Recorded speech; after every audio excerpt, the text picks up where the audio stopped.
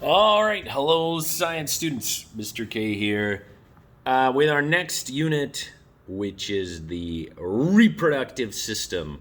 Your vag, your pee-pee, your junk. I'm supposed to be the mature one, so there we go. So we're going to talk about your reproductive system. What is the purpose of the reproductive system? Quite simply, the whole reason you've got the whole complicated reproductive system is so that you can pass on your genetic material. You can propagate your species, continue your species going, make offspring, make children. You've got your whole reproductive system. Humans, we reproduce sexually. We have sexual reproduction. Whereas, like bacteria do asexual reproduction. Worms, you can cut a worm down the middle and it grows 2 new worms. We can't do that. So we have to engage in sex in order to have children and produce offspring. So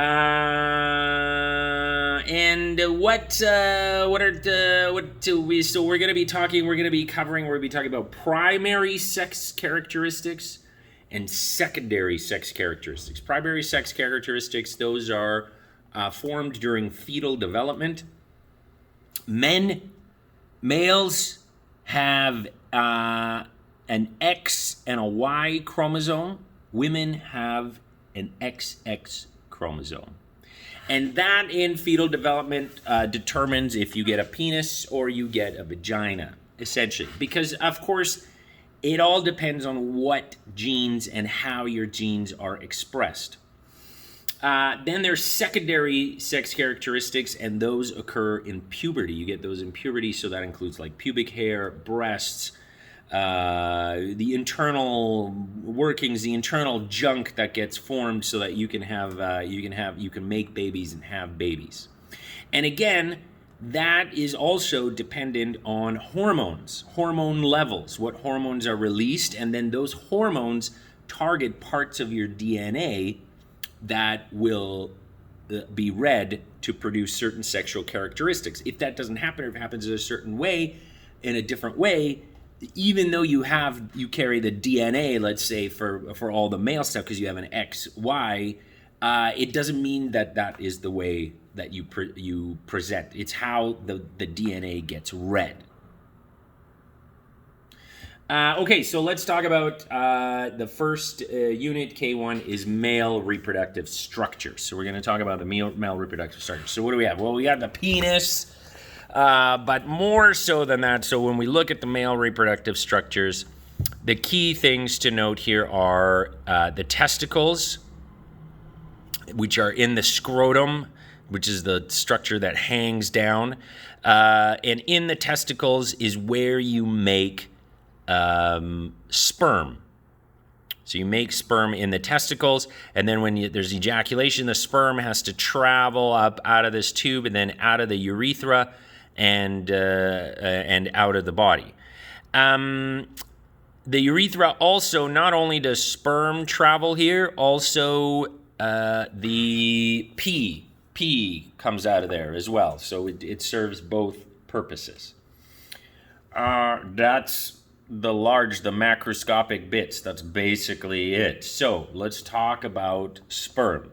So sperm is the vessel for carrying male genetic material. It's how genetic material gets to fertilization, is in sperm. And it is made inside the testicles. So what happens when a male fetus develops? The testicles they develop inside the body. They don't develop inside the scrotum. They're inside the body. And then what happens after birth, slowly over time, the testicles migrate out of inside of the body, and they migrate down into the scrotum. There we go. There's a nice image of that. So here we go. There's the testes, and they migrate down into the scrotum. There they go. There they are down in the scrotum. And the thing is, there's a ligament called the gubernaculum that basically it does this migration. If they don't migrate, sterility might result. The man might be sterile, and this happens sometimes in premature babies. But usually, what will happen is a doctor will go and move the testes. We'll have to do surgery and move the testes into the right place. Now, why are the testes in the scrotum? Well, the enzymes that make sperm, that help to make sperm, their ideal temperature for working is less than body temperature. So the scrotum sits outside of the body so that the sperm and the enzymes that make sperm can be cooler, basically.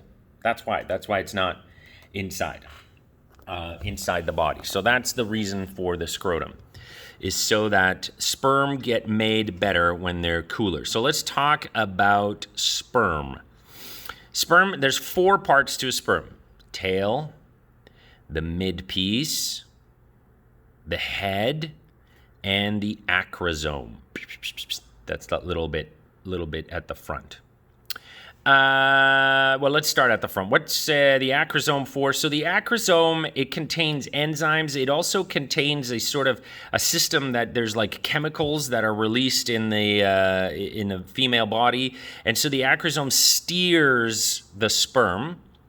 And then when the sperm gets to an ovum, to an egg, the acrosome contains enzymes that help eat away the lining of the egg and let the sperm inside. That's the role of the acrosome. The nucleus, the head, contains the chromosomes, contains the genetic material. That's where the genetic material is. Now, here's the important bit. There are 23 chromosomes in that nucleus. Only 23. Remember, every other cell in your body has 46 chromosomes. You've got 23 from your mom and 23 from your dad. Well, this is where the 23 come from.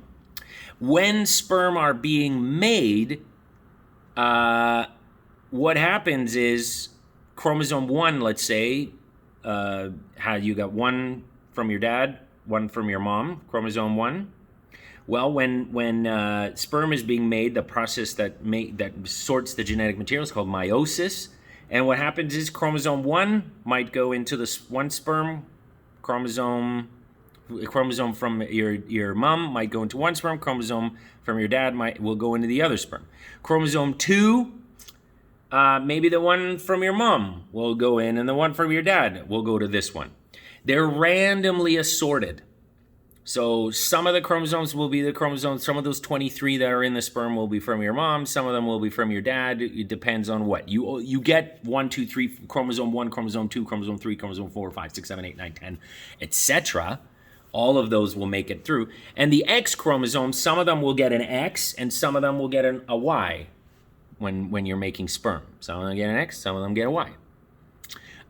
If the sperm that got the Y fertilizes with an egg, that will be have the genetic makeup, the male genetic makeup. It'll be an XY offspring, an XY embryo. So you only have 23 chromosomes in that head, randomly assorted, a random selection of of dad's and mom's chromosomes. And now, well, in the sperm, now they all become dad's chromosome, basically. So they're really like the chromosomes of your grandparents. And then they're really the chromosomes of their grandparents, and and it all goes back, and they change a little bit every time. Okay, so then we have, so we got the head, we've got all the genetic material in there, 23 chromosomes. Then we have the middle piece. And what the middle piece contains is just tons and tons and tons and tons and tons and tons of mitochondria.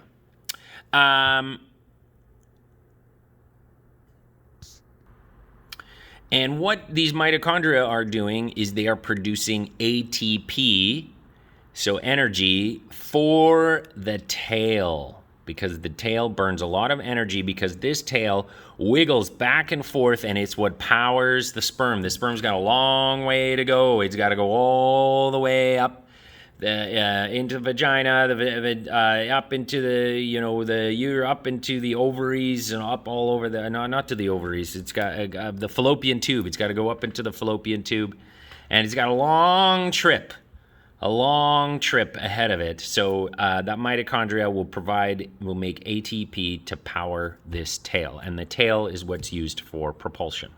There you go. Let's see if we can talk a little bit about how sperm are made and where they're made. So sperm start out, can we make this bigger? No. In these things called seminiferous tubules, and they're just basically this huge collection. So this is the testicle right here, and there's this huge collection of tubes. And in the walls of the tubes, do we have a good picture of that? Do we have a good picture there? Make a good picture of that? There, yes, good. Haha. So this would be, there we go. Someone's taken one of these tubules and has made a cross section of it. And then when we zoom into the cross section, so there's these Sertoi. Why is the quality so bad of this image? This is terrible. But anyways, okay, there's these, there's sort of like the progeny, the beginning of cells. And what happens is they divide, they go through meiosis. They divide down, so they start off at the wall, and they divide down and then differentiate out into being sperm. So one of these cells turns out to make 4 sperm. And then these sperm now are in the middle here. They're in the tube, and they travel down into the tube and collect here in the epididymis. And in the epididymis, they learn how to swim. They basically gain the ability here. They're just hanging out in here, learning how to swim, getting ready for ejaculation. And when there's ejaculation, they leave the epididymis. And let's see, they leave, there we go, well, there's the epididymis, and they enter what's called the ductus deferens. So each testicle has a ductus deferens, and there's actually, let's go up back to the top here. So there's the ductus deferens, and both testicles, then they merge into here, and out they go, out the urethra. That's the path that sperm take. That's a sperm life. And men are constantly making sperm. Constantly making sperm, making it, storing it here in the epididymis. They're teaching it how to swim. Constantly making those sperm throughout their life.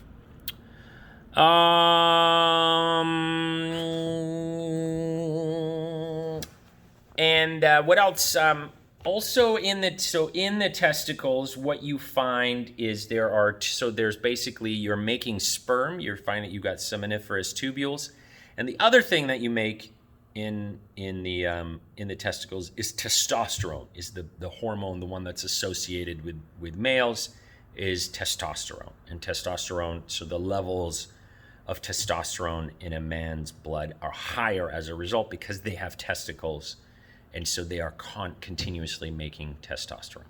And there you go. That is the male reproductive structures, essentially. So things to remember. You got scrotum. Scrotum contains 2 testicles. In the testicles are seminiferous tubules. There's those cells on the walls that then make the sperm. You're constantly making sperm. Sperm leave they hang out in the epididymis, where they learn how to swim. Then they leave via the vas deferens, the 2 vas deferens tubes, join up in the urethra, and out they go. Stuff is added to the sperm as they are leaving, as they are traveling through the vas deferens. We'll talk about that in the next section. All right.